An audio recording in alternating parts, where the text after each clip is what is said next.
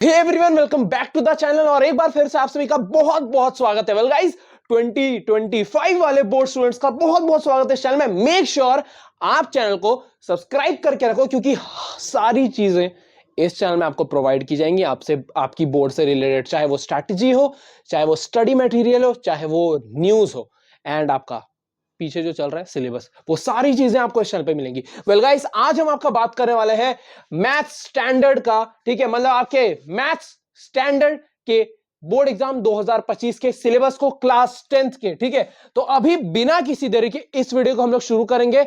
And मैं आपको सबसे पहले कहूंगा कि मेक श्योर आप इस चैनल को सब्सक्राइब करके रखो, क्योंकि सब चीज आपको इस चैनल में मिलेगा। And one more important thing guys, कि मैं साइड हो जाऊंगा, आप एक स्क्रीनशॉट ले लो जल्दी से। ठीक है, एंड मैं जहां जहां बोलूंगा आप पॉज करके स्क्रीनशॉट लेते रहना। अब बिना किसी तरीके जल्दी से वीडियो में शुरू होते हैं। तो ये है आपका मैथमेटिक्स स्टैंडर्ड का कोड नंबर 41 एंड आपका मैथ्स का जो लोग स्टैंडर्ड लेने वाले हैं, ठीक है, तो वो लोग का ये सिलेबस है मैथ्स का। ठीक है, एंड ऑब्वियसली बेसिक का अलग रहेगा आपका सिलेबस। ठीक है, तो सबसे पहले देखते हैं यूनिट नंबर 1 पे क्या आता है। नंबर सिस्टम आता है एंड ये आपके 6 मार्क्स का होगा। फिर आता है अलजेब्रा, ये आपके 20 मार्क्स का होगा।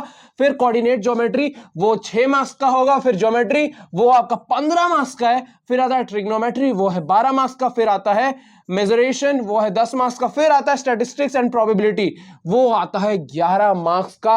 एंड इसके बाद ओवरऑल ऐड करने के बाद आपका मार्क्स आता है वो 80 मार्क्स एंड फिर 20 स्कूल के तरफ से। ठीक है, अब जल्दी से स्क्रीनशॉट ले लो। सबसे ज्यादा हाईएस्ट मार्क्स आपका अलजेब्रा से आने वाला है। क्लियर हो गया।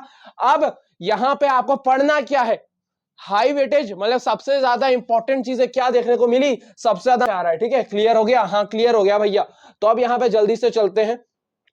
ठीक है, अब यहां पे देखो यूनिट नंबर 1 नंबर सिस्टम। ठीक है, नंबर सिस्टम पर अब हम लोग चलेंगे। तो जल्दी से देखो, रियल नंबर्स में हमें क्या पढ़ना है, fundamental theorem of arithmetic statement from पड़ेगा। ठीक है, ये सारी चीजों पे आपको फोकस करना पड़ेगा रियल नंबर्स वाले चैप्टर पे।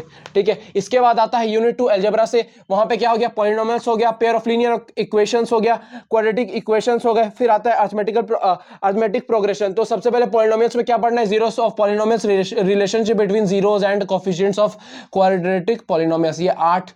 ठीक है, ये चीज क्लियर हो गया। फिर आता है pair of linear equations in two variables, ये आता है। इसमें देखो pair of linear equations in two variables, वही graphical method and their solutions, आपको ये सब देखना पड़ेगा। फिर आता है सब्स्टिट्यूशन मेथड, आपको देखना पड़ेगा पेयर ऑफ लीनियर इक्वेशन में। एंड उसके बाद हम लोग आते हैं क्वाड्रेटिक इक्वेशन वाले चैप्टर पे। तो क्वाड्रेटिक इक्वेशन वाले चैप्टर में क्या है, standard form of quadratic equation हमें समझना है and solution equations, only real roots, factorization and using quadratic formula, ये सारी चीजें को, relationship between discrimination and nature of roots, ये सारी चीजें आपके लिए इंपॉर्टेंट है। ठीक है, एंड फिर आता है अरिथमेटिक प्रोग्रेशन, वो कितना है, motivation for studying arithmetic progression, derivation of the nth term, वही n टर्म निकालना जो होता है ना, find the n term of this, तो वही है एपी अरिथमेटिक प्रोग्रेशन। फिर आता है यूनिट 3 से कोऑर्डिनेट ज्योमेट्री, वो क्या है, कोऑर्डिनेट ज्योमेट्री से concepts of coordinate geometry, graphs of linear equations, distance formula, वही distance formula and internal division. Screenshot जल्दी से ले लो। ठीक है, अब यहां पे जल्दी से नीचे चलते हैं। फिर क्या आता है आपका, फिर यहां पे आपका क्या आता है, ये देखो, ये ज्योमेट्री का ट्राइंगल से आपका फिर क्या है, देखो, prove, motivate, motivate, motivate, so on, जो भी चीजें हैं। ठीक है, तो यहां पे क्या हो गया, वही ट्राइंगल्स आपका है। ठीक है, फिर यहां पे नीचे चलते हैं, सर्कल से रिलेटेड, वही इधर टेंजेंट, वो सब चीजें होती हैं जो आपने 9th क्लास में भी पढ़ा है, वही एक्सटेंडेड वर्जन आपका 10th क्लास का।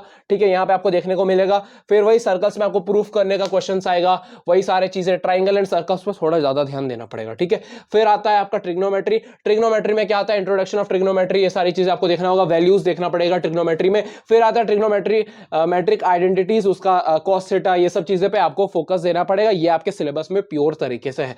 फिर आता है हाइट्स एंड डिस्टेंस, वहां पे आता है उसमें क्या, angle of elevation, angle of depression, ये सारी चीजें देखने को मिलेगी, distance, Heights and simple problems, जो भी चीजें होती है वो आपको मेजर आउट करना पड़ेगा।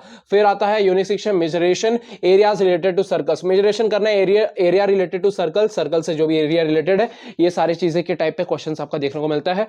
ठीक है, एंड उसके बाद फिर आता है सर्फेस एरिया एंड वॉल्यूम, ये आता है। एंड इस पे आपको क्या देखने को मिलेगा, surface areas and volumes combination of any two of the following cubes, cuboid, sphere, hemisphere and right circular cylinders, cones, ये सारी चीजों से रिलेटेड आपको सरफेस एरियाज एंड वॉल्यूम्स देखने को मिलेगा। फिर आता है यूनिट 7 में स्टैटिस्टिक्स एंड प्रोबेबिलिटी। तो स्टैटिस्टिक्स से आपको क्या देखने को मिलेगा, मीन मीडियन मोड, ये 3 मोड है, ये आपका एक फॉर्मूला आता है, उस फॉर्मूला पे बैठाना होता है, बहुत ईजी है, बहुत ईजी है, ठीक है। तो ये चीज आपको करना पड़ेगा। फिर आता है प्रोबेबिलिटी, फिर वो क्या है, classical definition of probability, simple problems of finding the probability of an event. इसमें आपको क्या करना है भाई, प्रोबेबिलिटी यार हो सकता है, ठीक है। अब ये चीज हो गया आपका क्लियर। एंड अब जैसे आना चाहता हूं इस वीडियो में, तो यहां पे आपको सबसे इंपॉर्टेंट क्या करना होगा, टाइपोलॉजी ऑफ क्वेश्चंस, ठीक है। टोटल मार्क्स आपका क्या है, 43 मार्क्स है। क्या चीज है, रिमेंबरिंग एंड अंडरस्टैंडिंग, आप क्या रिमेंबर कर रहे हो चैप्टर से रिलेटेड, एंड उसके बाद अंडरस्टैंडिंग, आपका क्या अंडरस्टैंडिंग है, उसमें आपका 43 मार्क्स आ रहा है, एंड उसका जो वेटेज है वो 54% है, ठीक है। फिर आता है अप्लाइंग, आपका जो भी आप जो क्वेश्चन को सॉल्व कर रहे हो उस पर आप अप्लाई कैसे कर रहे हो उसको, उसमें क्या कैसे अप्लाई कर रहे हो, वो आपका 19 मार्क्स का है, एंड ओवरऑल वेटेज उसका 24 है, ठीक है। फिर आता है एनालाइजिंग, आपका जो क्वेश्चन है आप उसको कैसे एनालाइज कर रहे हो वो आपका कितना है। फिर देखो इवैल्यूएटिंग कर रहे हो आप। फिर आता है क्रिएटिंग, मतलब आप किस तरीके से अपने जो आंसर को हो उसको कैसे एक्सप्रेस कर रहे हो। इवैल्यूएटिंग, आप किस तरह से उसको बना रहे हो। एंड एनालाइजिंग, आप उसको कैसे परख रहे हो आपके क्वेश्चन को। उस पे आपको कितना मार्क्स मिल रहा है, 18 मार्क्स, जो कि वो उसका हाई वेटेज क्या है, 22%, ठीक है, सॉरी 22, ठीक है, परसेंट नहीं। फिर टोटल आपका इससे कितना हो जाता है, 80% हो गया, एंड ओवरऑल 100 कैसे हो जाएगा, 20 मार्क्स आपका इंटरनल पे है। तो अभी जितना सिलेबस था मैंने आपको बता दिया, आप स्क्रीनशॉट लेके रखो, एंड आने वाले वीडियोस में और वीडियो आपके लिए ऐसे बनते रहेंगे। लाइक करना, शेयर करना, सब्सक्राइब करना। मिलते हैं वीडियो में, तब तक के लिए जय हिंद, वंदे मातरम।